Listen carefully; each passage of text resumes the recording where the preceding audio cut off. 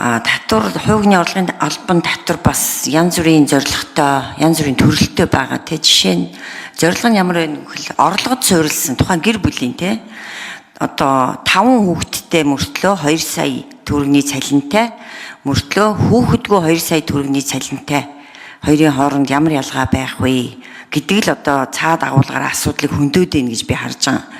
Тэгэхээр дэлхийн бас багахан орондын тэ гэр бүлийнх нь орлогод суурилсан хэмжээгээр нь татвар ногдуулдаг ийм хувь хэмжээ байгаа л да. Тэгээ би нэг юмыг зориуд хэлмээр байгаа. Манай ардын намынх ерөөсө шудраг ёсыг тогтоох хэрэгсэл гэж энэ татварыг хараад байгаа надад ерөөсө таалагдахгүй.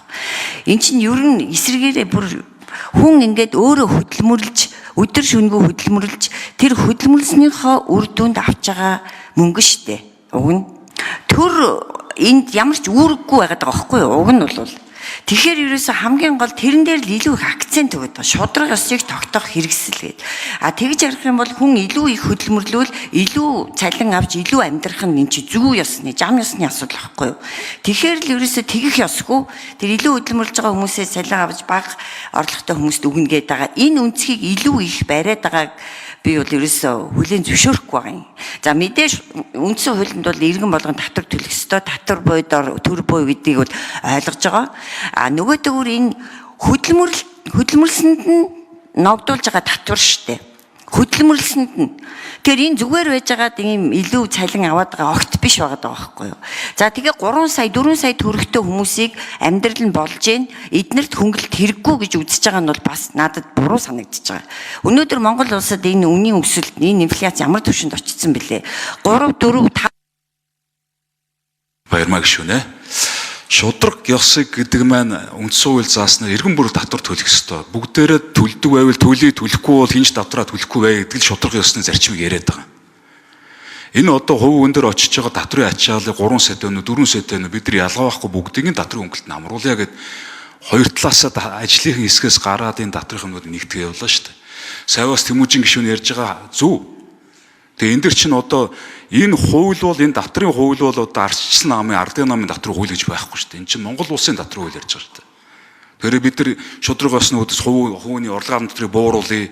За тэр аж ахуйн нэгжийн орлогын татрыг бууруулъя. Боломжоорсон бууруулаад ингээ явъя. Энийг хөгжүүлээд явъя гэдэг л асуудлыг ярьж байгаа шүү дээ. Ардын нам ийм байр суурьд арсан нам ийм байр суурьтай гэдэг хүмүүс яриаггүй шүү дээ бид нар. Тэ мэ? За төсвийн жил үргэлжилж байгаа болохоор бид нар нөгөө төсвийн орлого бууруулах одоо энэ хуулийг батлах боломж байдгүй. Тэгээ тийм учраас яг нөгөө төсвийн орлого талдаа нөлөөлж байгаа, зарлага талдаа нөлөөлж байгаа асуудлуудыг бид дараа жилийн одоо төсөвдөр тавьж тусгуулах шаардлага үүсдэг. Саний ярьж байгаа тэр татварыг хаахгүй байх, нөгөө битүүмжлэхгүй байх тэр зохицуултыг бол балтсан өдрөөс хойш бид нар дагаад мөрдөд явна.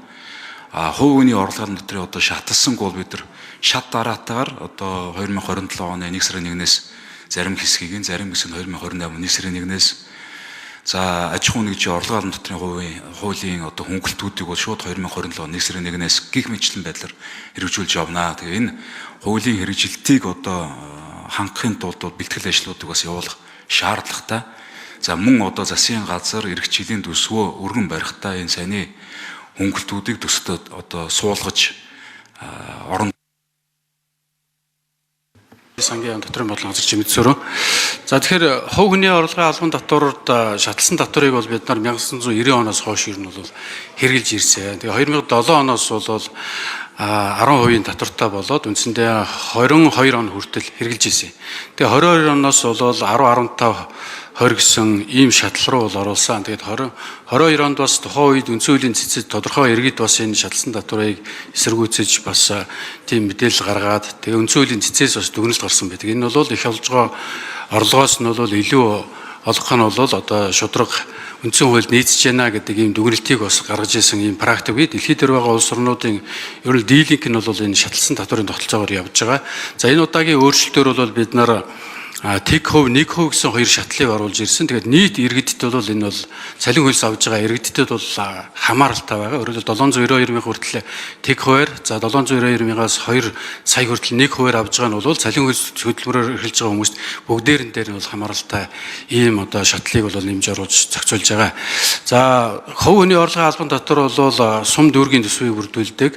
За нийт одоо сум дүүргүүдийн дунджаар аваад үзэх юм бол 40-с дээш хувийг эзэлдэг. За 330 сумаар аваад үзэх юм бол за зарим сум нь 79%, за зарим нь 79%, зарим нь 19% хүртэл энэ одоо энэ хувийн орлогын албан дотроос сум дүүрэг нь бол санхүүжилтээр яваад байгаа юм. Тэгэхээр саяны бид нар хоёр шатлал нэмсэнтэй холбоотойгоор за жишээ нь 27 онд гэхэд бол 844 бумын одоо төсөв бол бас сум дүүргийн орлого бол орж ирэхгүй хэмжээнд бол бас ирж ирнэ. Тэгэхээр энийг бол улсын татаас хэлбэрээр л өгж одоо энэ асуудлыг шийдвэрлэхээр бол ажлын хэсгээр ярилцсан байгаа гэдэг л.